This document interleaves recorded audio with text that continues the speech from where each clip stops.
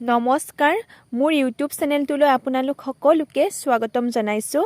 আজি মই জগধাত্ৰী পূজাৰ বিষয়ে কিছু কথা আপোনালোকক ক'ব ওলাইছোঁ। আপোনালোকে ভিডিঅ'টো স্কিপ নকৰাকৈ শেষলৈ চাই থাকিব। জগধাত্ৰী মা দুৰ্গাৰ এটা নিজস্ব ৰূপ।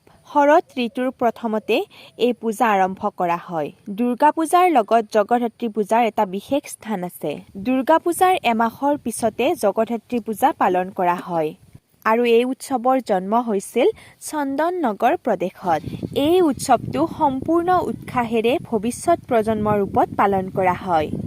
কাৰ্তিক মাহৰ শুক্লপক্ষৰ অষ্টমীৰ পৰা আৰম্ভ কৰি দশমীলৈকে জগধাত্ৰী পূজা পালন কৰা হয়। মাতৃ জগধাত্ৰীৰ ৰং ৰাতিপুৱা সূৰ্য ৰঙা পৰাৰ দৰে। তেওঁৰ 3টা চকু আৰু 4খন হাত আছে, য'ত আছে শংখ, ধনুকাৰ আৰু চক্ৰ। এই উৎসৱটো ৰামকৃষ্ণৰ পত্নী শাৰদা দেৱীয়ে ৰামকৃষ্ণ মিছনত আৰম্ভ কৰিছিল।